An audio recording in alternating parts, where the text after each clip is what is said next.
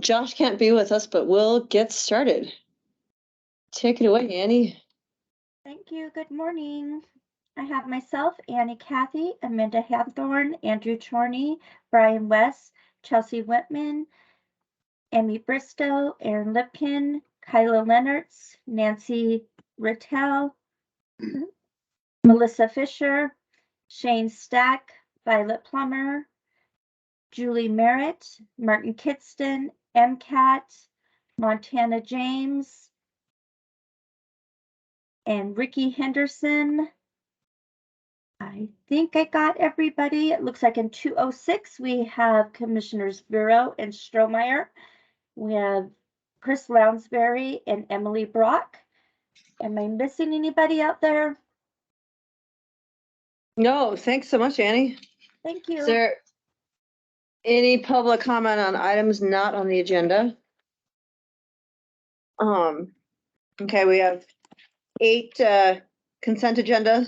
So commissioners, you do have Superintendent Lipkin on the phone. I don't know if she wants to Oh. say anything about the public schools budgets, ones that you're going to adopt. So she Thank can you. join us. So for that item that is on your consent agenda, but she might have just some good background since we do have Mark on. Oh, thank you. Thank you. Hey, Aaron, How are you? do you want to share anything with the first one?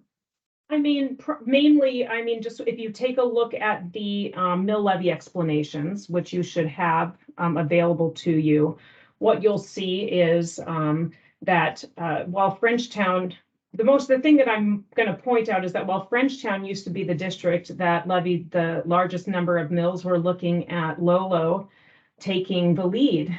And in a few years, we're going to see that Frenchtown's bonds are going to drop off.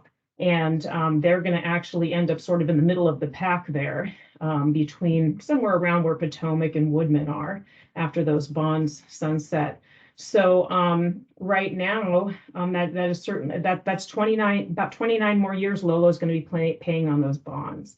So that's the main thing that I wanted to point out that's really significant here, because that Frenchtown's been taking the lead for ever since I've been in this position for number of mills levied. So other than that, I can answer any questions you might have, but let's see, Woodman has gone up 31 mills, and that's because of they passed a levy.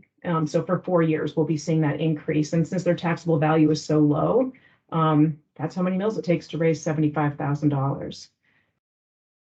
Unfortunately, other than that, there's no real significant changes, mostly just you know, small changes in different budgets, different funds, I should say. Thanks, Aaron. Martin, do you have anything for Aaron? No questions. Thank you at this time. Appreciate it. Okay, thanks. Any questions or any thoughts about the rest of the consent agenda? No, I would move that we approve the consent agenda. Second, any further discussion?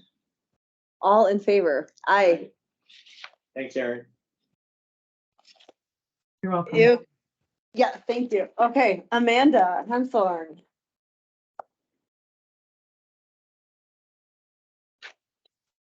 Morning. I have the fiscal year 22 year-end budget amendment. This is to amend all the various budgets to take care of any small overages or other overages and just kind of make sure everything is in alignment and balanced to begin the audit. How do you feel? You know, the stuff in there is relatively standard. There's probably a little bit more than usual, but I think that's related to ARPA and some of our, you know, kind of last bits of pandemic spending that happened last year. So I think once you account for those two things, it's a pretty standard year-end budget amendment. Nothing out of the ordinary. Thank you. Okay, I would move that we approve the FY22 year-end budget amendments. Second. Okay, all in Thank favor? you. Aye. Thanks. Thank you, Amanda. Thank you. Okay, Chris Lansbury. Yeah, so commissioners, you have before you today an interlocal agreement with the city of Missoula. This will governs the financial side of Operation Shelter for fiscal years 22 and 23. It's a 50-50 cost split approximately for the city and the county on those items. And so that includes emergency winter shelter, the authorized campsite, and the temporary safe outdoor space, as well as the various components that go together with those. And so this agreement just covers all of that spending that's happened in the last fiscal year and then through this next fiscal year to get us all shored up coming out of the pandemic. I would move that we adopt the interlocal agreement. Second. Any further discussion? All in favor? Aye. Thank you. Thank you. Emily Brock. Yes, commissioners, this item is a request to approve a contract with Julie Merritt of WGM Group to explore excess water rights we might have at Fort Missoula Regional Park. And if we do have them do a transfer to the fairgrounds, this is the theory that WGM Group has, is that when the softball fields were built, we got rid of approximately 14 acres of grass, turf. And so and because that well can only be used for the softballs, it cannot be used on the soccer fields. We are not using it to its capacity. And so we are exploring that. It is not 100% by any means, and we definitely have to have lots of conversations with the city. But that is what the contract is for. It's a small-ish contract, but it's I would say complicated and interesting enough that I wanted to make sure that we brought it to you guys and let you know what's happening and got your blessing to move forward with the project. Project team from the county side is Bryce Christians and Juniper Davis and John Hart and myself. Okay. And when would Julie finish her work? Well, it probably depends on the weather a little bit, but I think, she's going to start right away. And so it's not a huge lift. We hope to get out there, and if we had to do any testing, do it this fall so that nobody's out there freezing. So what sort of testing would be involved? Well, that's a good question. I think Julie's on the call. When we did testing at the fairgrounds, they actually tested like the pumps themselves, but I don't know that needs to happen in this case. I think honestly, a lot of it is conversations with the city, looking at how much in reality is actually used to irrigate the softball fields, really explaining and understanding the water right to everybody interested, clarifying that this water right indeed cannot be used for the soccer fields, which potentially there are not enough water rights for, and that it really. Wait, so if it can't be used for the soccer fields, but somehow it can be, then it's considered excess and able to be used at the fairgrounds? Well, because we wouldn't transfer it from, we would never give a water right from the county to anybody else, but we would go county to county. In the basin. Oh, I guess I didn't realize soccer fields were city. Yeah. Thank you. Sorry. Okay. The geographic area that we're talking here, the basin is large enough to be able to shift the water rights. Exactly. Within it. Exactly. It's all the same underground. And that's the Bitterroot, or wait, or what basin are we? Clark Fork Basin? Bitter Basin, right, Julie? Julie, are you on? Correct. Sorry. I am here, so I can totally help fill in some gaps. The reason why we need this is because the DNRC determined that the new water right permit that we got for the fairgrounds causes depletions in both the Bitterroot Basin and the Clark Fork Basin. So we don't have to mitigate for those depletions to the Clark Fork, but we do have to mitigate for the depletions to the Bitterroot. So one thing that I wanted to be clear that I think has maybe not been 100% clear. Water rights have two main components, which is flow rate, so your instantaneous gallons per minute, and total volume. The total volume of all the water rights that are used in combination for the Fort Missoula complex is about 500 acre feet of water.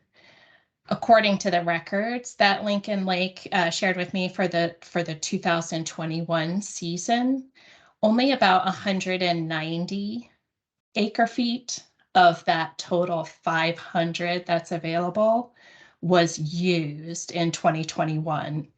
So we're not talking about reducing any gallons per minute. If we used this for mitigation, we would only be talking about transferring some of that volume. And on the surface, it looks like that volume transfer would not affect the park at all. But that's what the first step in our scope is, to dig in to that distinction a little bit and provide the city and the county with some documentation of our findings.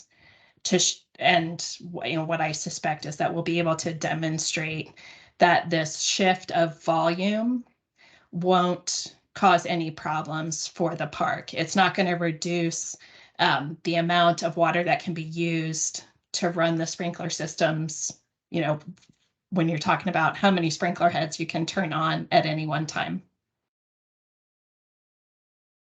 Okay, Does that thanks. help?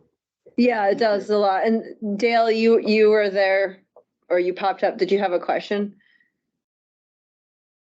Or comment? No, not on this item. I was here for the interlocal agreement, and I'm running late, so I may have missed it, or you guys haven't got to it yet. It was highly contentious, but it got over the finish line. All right. Well, thank you. Okay, Sure. thanks. Okay, thanks, Julie. Okay, I move that we approve the contract with WGN.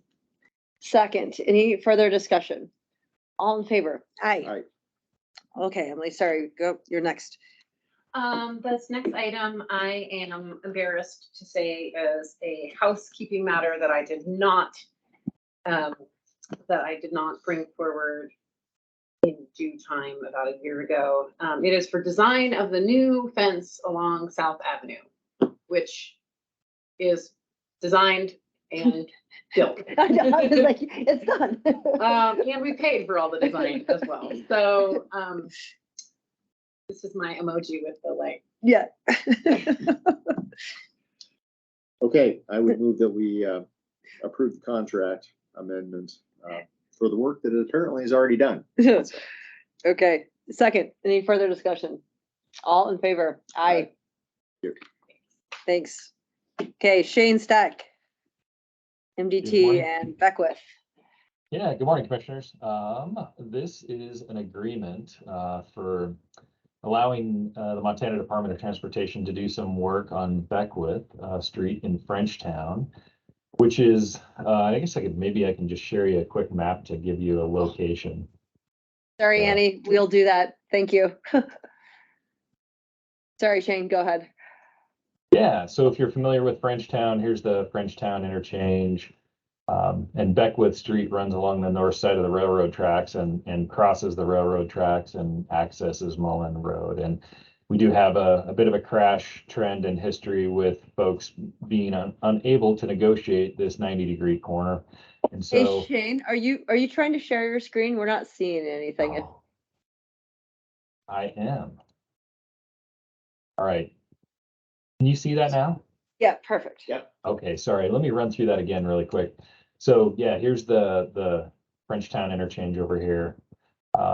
And Beckwith Street, just obviously you can get off the interchange and head directly down Beckwith. And we do have a bit of a challenge with folks not being able to negotiate this curve. So at Public Works, we regularly evaluate some of our roadways, and if we think there are some safety concerns, we will reach out to MDT and ask them to evaluate those locations for the sole purpose of trying to see if the the Highway Safety Improvement Program funding might be available to address those crash trends. And so this is one of the corners that, or one of the locations that we sent to MDT and said, hey, can you evaluate this for HSIP funding?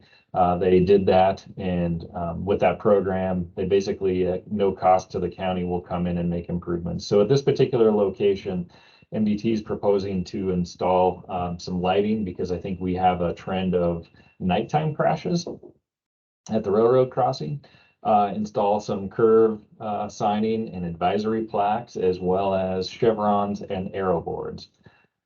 There will also be a pole-mounted vehicle activated flasher for the westbound curve sign. So this westbound direction, if it senses a vehicle might be going too fast, it starts flashing and warns that driver you may want to slow down before you hit that corner. So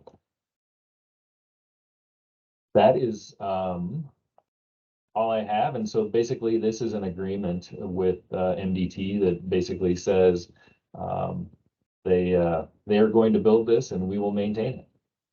Okay. Okay, I would move that we approve the construction and maintenance agreement. Second, any further discussion or public comment? Okay, all in favor? Aye. Aye, thank you.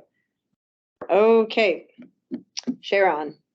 All right, the next two items are basically about Cheyron. So the first agreement is an MOA with the Montana Department of Transportation that basically allows the county to construct a shared use path and a bus stop as part of the Cheyron parking project.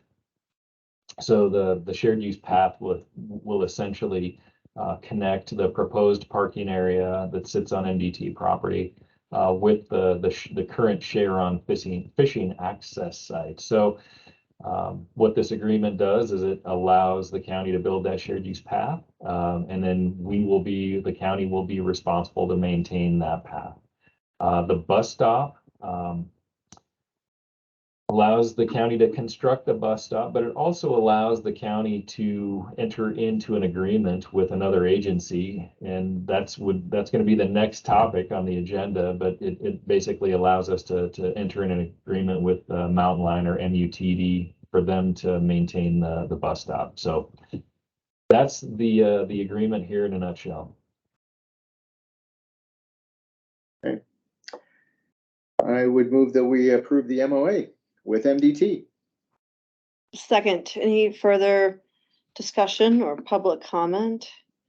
All in favor? Oh, Aye. sorry, Martin, did you have a question there? Yep, go ahead. I know the parking lot project was postponed temporarily. Is that going to take place next year, or what's the timeline for all this work? Yeah, good question, Martin. Right now, we're looking at being able to advertise in November, with construction hopefully beginning early spring of 23. Thank you. We're gonna float it with you next year, Martin. Sounds awesome. Okay, any further comment? All in favor? Aye. Okay, Shane. And then the last one, obviously, this is just an agreement with MUTD and Mountain Line. They'll be responsible for maintenance of the proposed bus stop at the Cheyron parking area. And they will also provide $20,000 towards the construction of that bus stop as part of the project. Great. Okay, I would move that we approve the MOA with MUTD Mountain Line. Any further discussion or comment? I don't know, Martin, did you have still a question on this one too? No, I forgot to take my hand down, but make sure you bring your mascot if we floating. Yes, okay, we'll do that. A three-legged dog. Oh. Okay, any further discussion? All in favor? Aye. Okay, Kyla, thanks so much, Shane. Thank you. The reappointment of Fair Event Committee. Hi, Commissioners. We have 3 terms that expire at the end of this month. Brooke Martin, Tonya Robert, and Dave Bell, all current members, submitted their letter of interest and all are eligible to continue serving. The board did vote to remove Peter Hagstad as a regular member due to lack of attendance. So we do have a motion to move the alternate Jane Kelly to that regular member seat. That would be through September 30th of 2023. The other motions would be to reappoint the 3 current members to new 3-year terms through September 30th of 2025. And Kyla, will we then need to advertise for the alternate? The alternate seat is still open and advertised, yes. All right, I would move that we appoint Jane to the regular member position, moving her up from alternate, and reappoint the 3 other regular members who have sought reappointment. Second, any further discussion or public comment? Okay, all in favor? Aye. Thanks, Kyla. Thank you. Okay, you also have the 9th one, the next one. I do. So this one is for the Swan Valley Community Council. We had Dan Sari resign July 25th of this year, leaving his seat vacant through May 31st, 2025. We had 5 new applicants: Philip Davis, Renee Kay, Bill Corey, John Hallman, and Ted Morgan.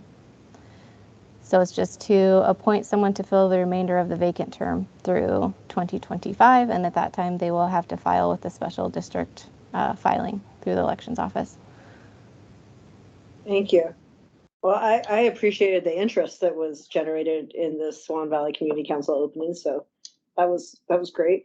Yeah, I think it was one of the best crops of applicants that I've seen for any community councils, for that matter. And I actually missed the interview for Ted, I believe. So Yeah, and if you have any insight yeah, there. really dynamic. Or John, excuse me. I think I wasn't. Oh, it was Ted was the most recent one. He works at the Merck. He does he's a sports agent. Does he work at the Merck, or his wife work? Or his fiance? No, I'm pretty sure Ted also works at the Merck.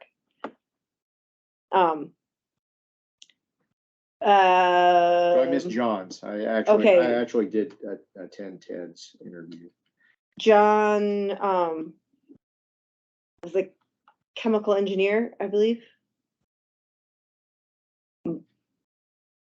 But also was just very thorough and thoughtful. Has read the bylaws, studied the bylaws.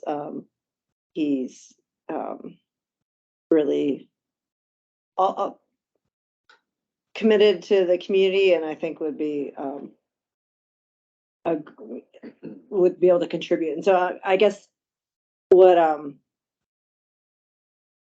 think also Josh had suggested, and then talking to Lori too, that Ted Morgan to go to the first position, and then have the bylaws revised so that they could have an alternate, and then add John Hallman as an alternate.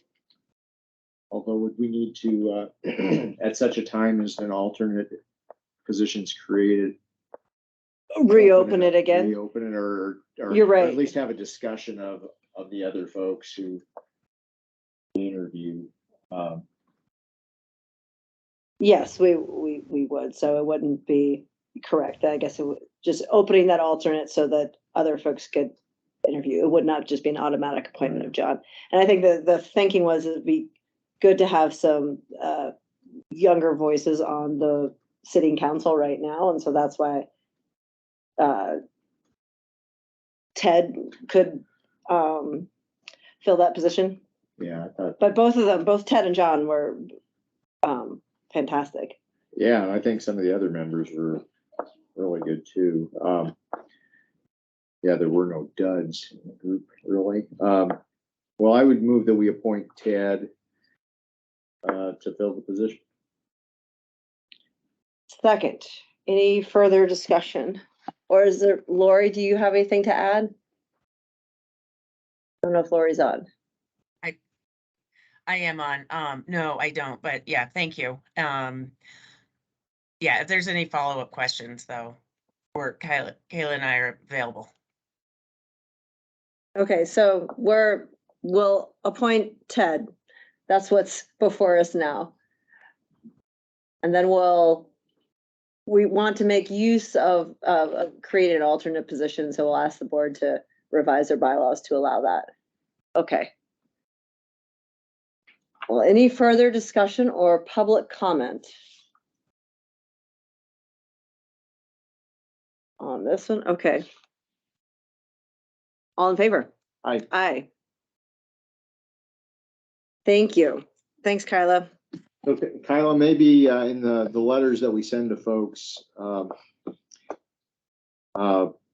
the unsuccessful applicants, maybe mention that not only do we appreciate them, but We hope they have.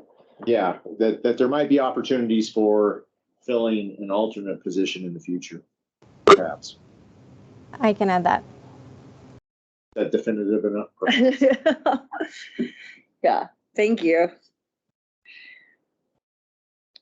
Okay, correspondence. Yeah, I'm not sure if John Stan from the city is on. I think he was the one who submitted this. Oh, there he is. There he is, yep. Oh, John, you're Hello? muted. Oh, no, Is that no, better? you're not. You're good. You're good. Great, thank you for the opportunity to be here today. We have a letter of support for the Reconnecting Communities Discretionary Grant Pilot Program, which is part of a new grant opportunity from the Infrastructure and Jobs Act. And we have determined that we'd like to apply for this grant for the East Missoula Highway 200 corridor. So as you're familiar, last year the MPO wrapped up a corridor plan from Van Buren Street to Tamarack Road. And so this grant would provide additional planning work to be completed so that we can get to the 30% design stage and close to the NEPA, pre-NEPA stage, and put us in a better position for future construction. So we're just asking for your support on that today, and if there's any questions, I'm happy to answer them. No, thanks. So you've been involved with this for a while. Well, yeah, to some extent through the MPO, and from Missoula County standpoint, anything that we can do to bring resources to implement the plan that we've adopted or the vision that we've adopted for that corridor would be great. So yeah, let's see what we can get going here. Yeah, And just John- another, Oh, real quick, sorry. just another note, we presented this opportunity to the East Missoula Community Council on Tuesday evening, and we had strong support from that group, so. Great. Good. What's the, I'm sorry, the amount for the planning grant that we're hoping for? I don't know if that's been quite determined yet, because we're still in negotiations with the city and county on the local match portion. So once we have a better idea of what that is, then we'll know what the full amount of the ask would be. Okay, thanks. But John, I'm happy to update you on that when we get more information. Okay, thanks. Yes, thanks. John, have we determined whether MPOPL funds could be used for the match for this? I don't believe so, but I can follow up Okay. with you on that. Another note about that is there's been discussions with MDT about potentially having them provide some of the non-federal match. As soon as you uttered those words, I heard a wallet being opened. And I think the cash will be flowing any moment now. So, thank you. We'll get that signed. Thank you. Thank you. Okay, wildfire update. Heard there's a lot of activity in the Bitterroot. Okay. I don't see Adrian on today, so. Update on the jail diversion master plan.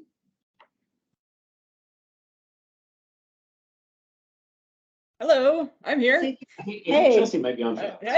Hey, good morning, commissioners. Good to see you and everyone else on this meeting. My name is Chelsea Whitman. I am the Safety and Justice Challenge Coordinator here in Missoula. And I was invited here today to present a report that I prepared this summer, which was an update to the Jail Diversion Master Plan that was written in 2016. So a bit of background about that. The Jail Diversion Master Plan was assembled to address sources of overcrowding at the Missoula County Detention Facility. That included 40 recommendations categorized by behavioral health, pre-sentencing, and sentencing and post-disposition. So we wanted to write an update this year to give a summary of efforts that have taken place to keep our jail at operating capacity and to keep that jail population as healthy as possible. So what is most impressive about the progress that we've made since 2016 is that much of it resulted from interconnected system work. So when offices come together, lasting mutually beneficial changes happen. So for this update, we invited the stakeholders themselves to give their own input on what's happening in the criminal justice system. We asked each office, what have you done? What do you feel proud of? What's worked or what hasn't worked? And how they've collaborated with other offices to find solutions.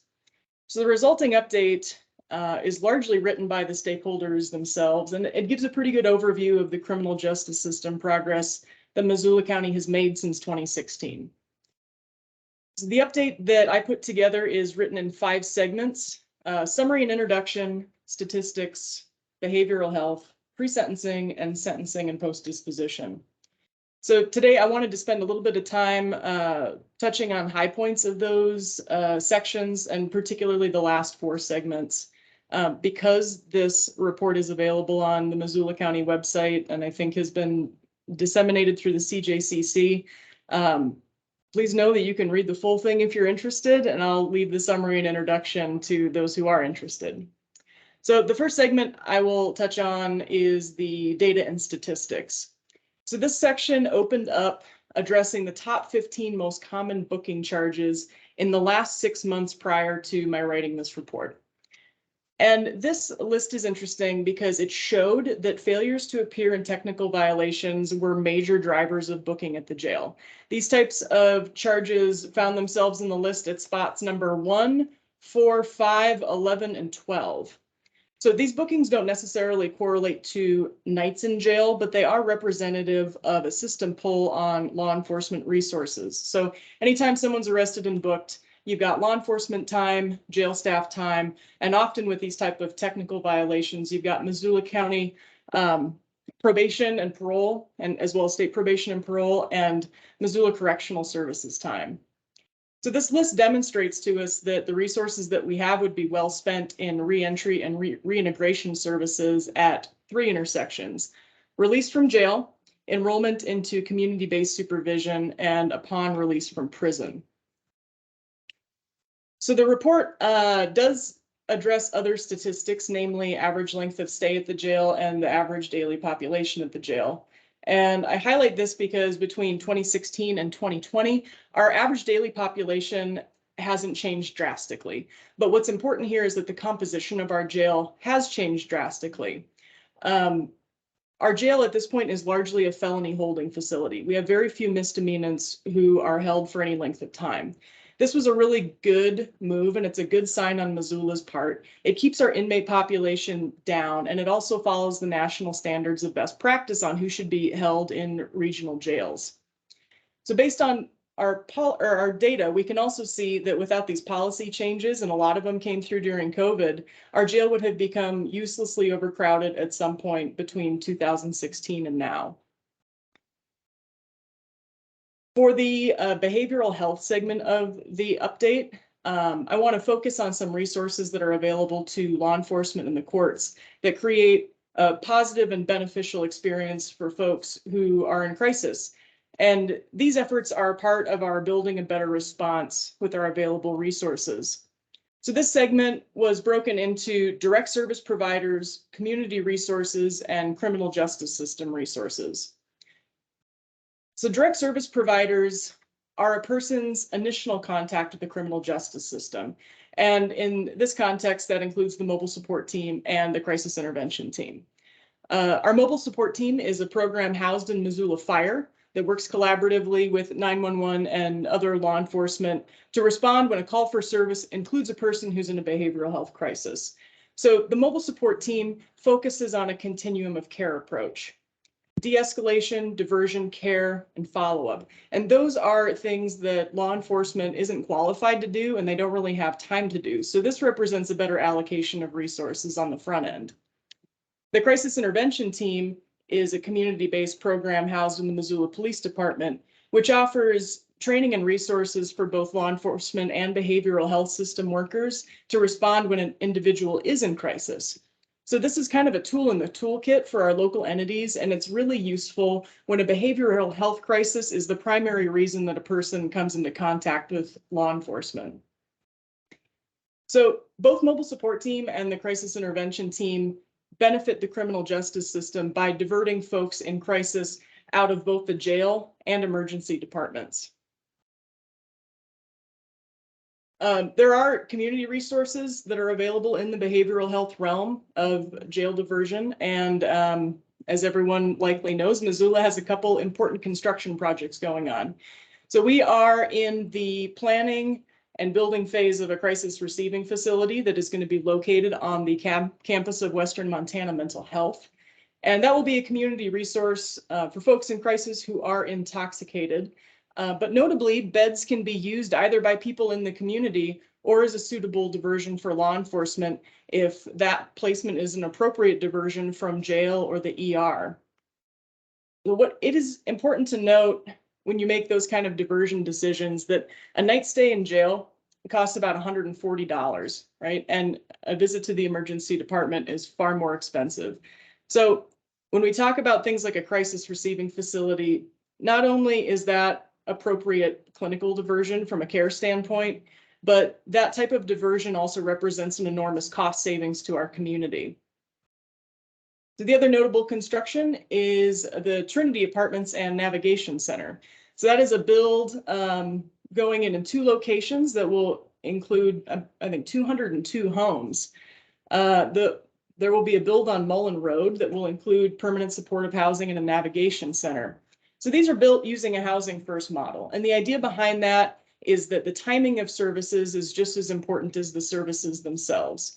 So supportive and assistive services aren't very impactful if a person doesn't have supportive housing first. So we get them stabilized, then we introduce services, and we get more bang for our effort.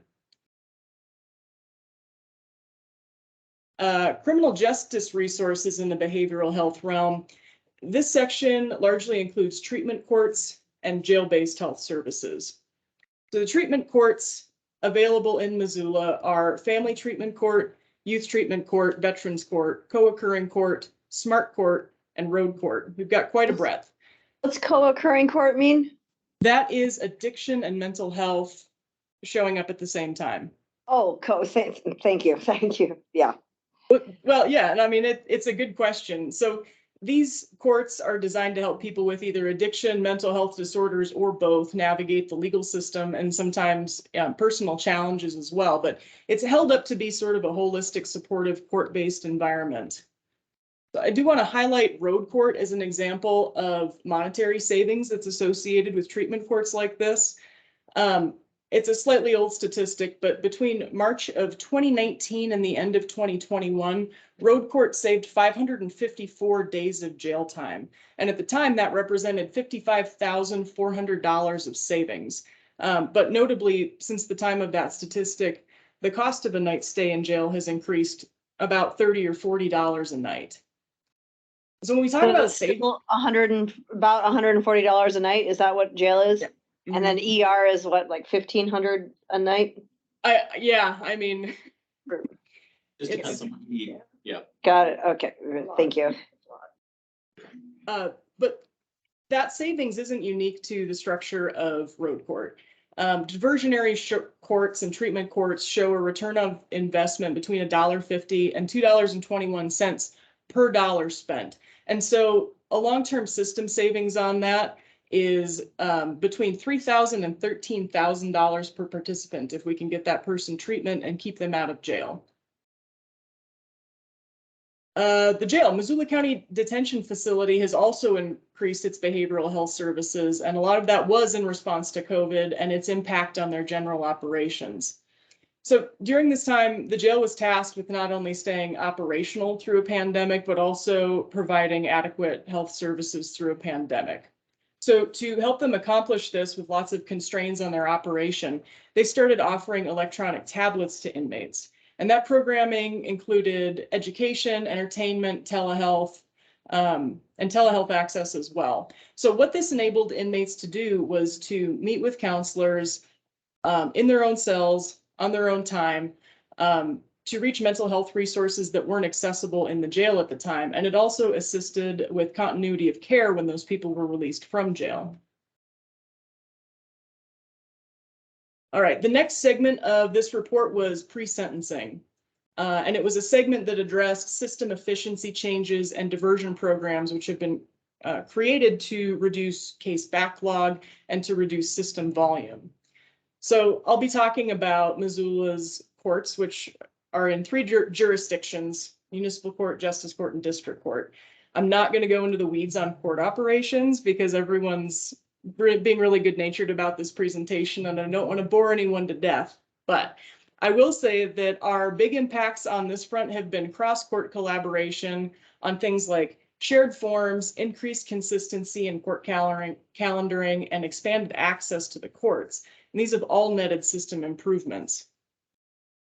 So the jail diversion master plan that was written in 2016, one of the recommendations was that we expand hours of operation. And that is a suggestion that never gained a lot of traction because there's a lot of overhead associated with that. But the courts heard the need for this and they have offered their own solution. And that was a geographic expansion of court services. So that has come in 2 forms: Zoom appearance availability and shelter court. So Zoom appearances and telephonic appearances are now commonplace across all 3 courts. And once a month, municipal court holds shelter court at the Poverello Center. So some people ask, why is that type of expansion of services necessary? But what these services do is they remove appearance barriers for people. So you think about barriers, you've got homelessness, mobility issues, transportation issues, childcare, even people who just have enormous anxiety about the court process. All of these efforts have expanded accessibility to the courts and they help get cases resolved more quickly because they help people actually be able to get to court.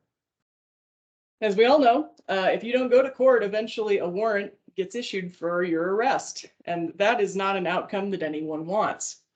During COVID, warrant backlogs started to become a huge issue. So cases weren't being seen and arrests on warrants weren't being performed to keep our jail population down, because that was kind of the name of the game at the time. So to address this, municipal and justice court launched the use of appearance warrants.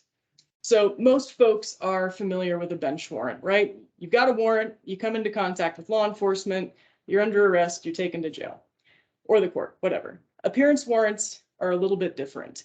So they can be issued in certain circumstances and they act as a formal notification that the court wants to speak with you.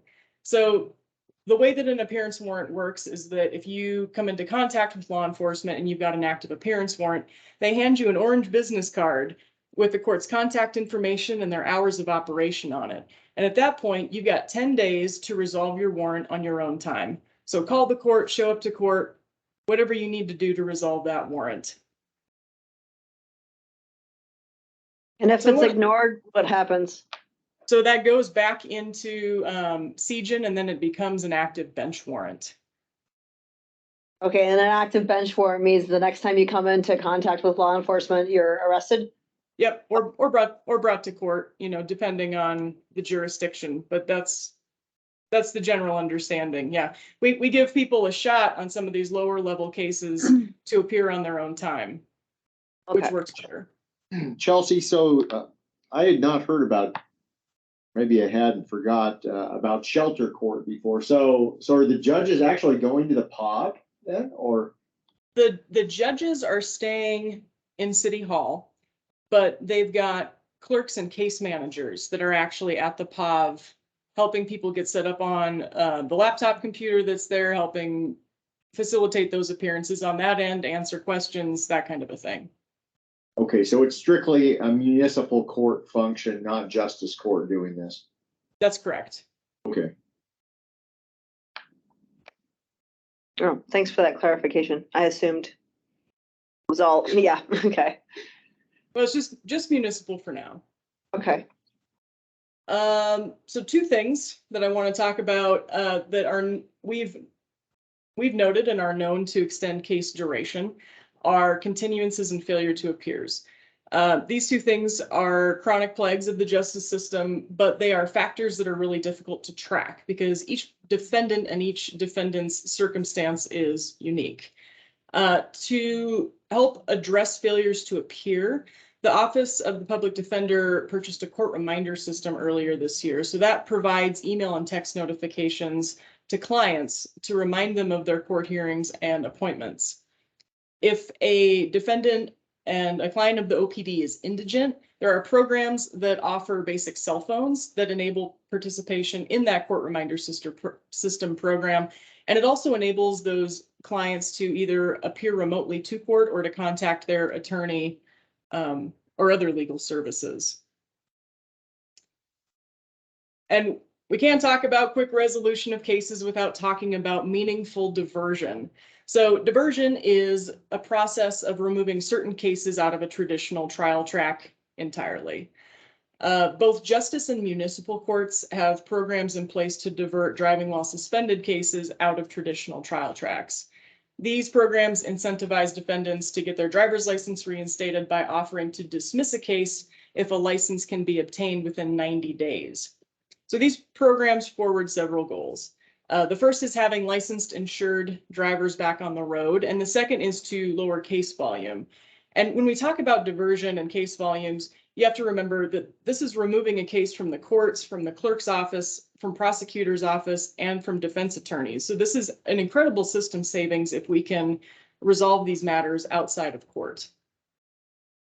In 2019, the county attorney's office launched Calibrate, and that was the first formalized prosecution-led pretrial diversion program in the state of Montana. So Calibrate targets first-time nonviolent offenders, and they work with the participants work with program staff to complete conditions and repay restitution assessed in their case. So if those things are fulfilled, the case is dismissed. A couple things I want to highlight about Calibrate is that they have a 90% success rate in terms of folks completing the program. Between late 2019 and January of 2022, Calibrate tallied 12,000 total days of system diversion, meaning that participants were not in jail, they weren't on probation, and they weren't on pretrial supervision. And in that same time frame, participants paid about $29,500 of restitution back to their victims.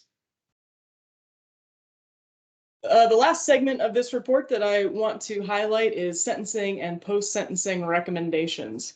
The 2016 master plan discussed court fines and fees and the way that they were handled.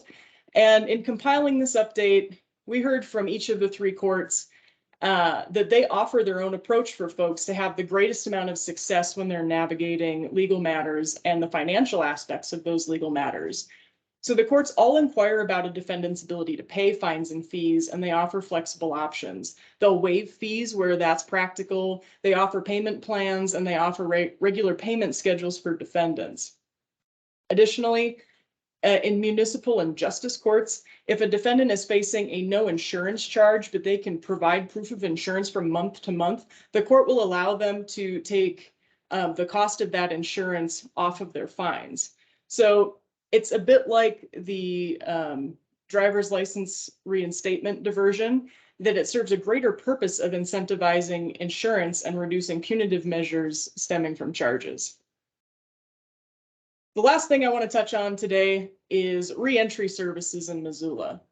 And this part of the report and the presentation kind of comes full circle to the first part. So if you recall, the top 15 list of charges really highlighted the importance of reentry services in reducing readmission to the jail.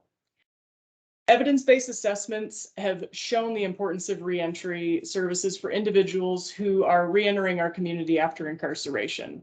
So quality reentry programs that offer services and social support have been shown to increase public safety, reduce recidivism, and improve outcomes for returning citizens. So here in Missoula, that comes in two forms.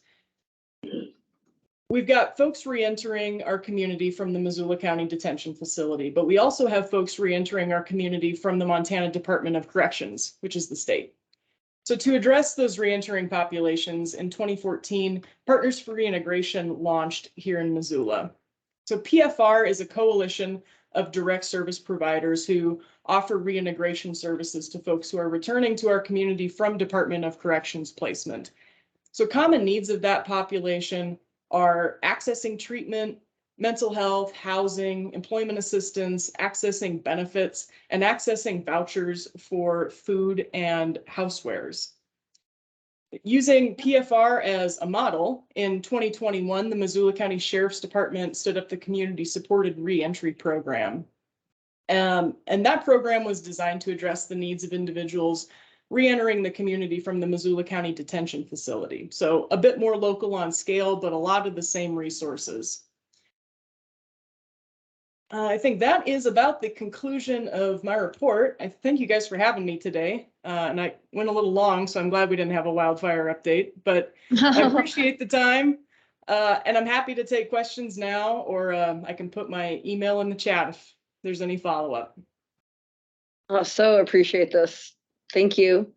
Yeah, thanks, Chelsea. This is a lot of good stuff. The one question I would have is, just given the number of programs and strategies that you covered there, what's your sense as far as the coordination of all of this? Are we coordinating as well as we can right now, or room for improvement there? Well, that's a good question. I mean, part of that is my job, the coordination of resources, but we've got coordinators with, CIT, we've got behavioral health coordinators, there's coordinators at every juncture of the system.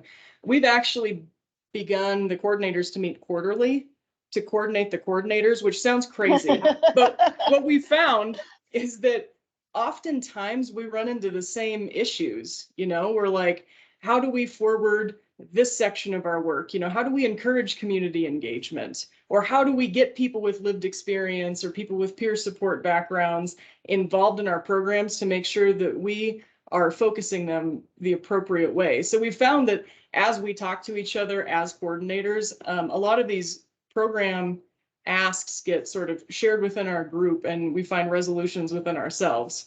So that has been a helpful thing for me at the very least. Thanks. Yeah, thank you so much. And I don't have any questions. I'm just excited about this update and really appreciate these. Yeah, Martin's still hanging out there. Martin, you need to have a session with Chelsea. Yeah, that was interesting. It's a lot of information. I'm just curious, has the state made any, come to terms with the fact they're not paying the full cost of a night in jail? Has that grown more severe, or is it getting better between what the county pays and what the actual cost is? Martin, I don't have insight into that, but if you'd like to follow up with me after the meeting, I could get you connected with who might. Okay, thank you.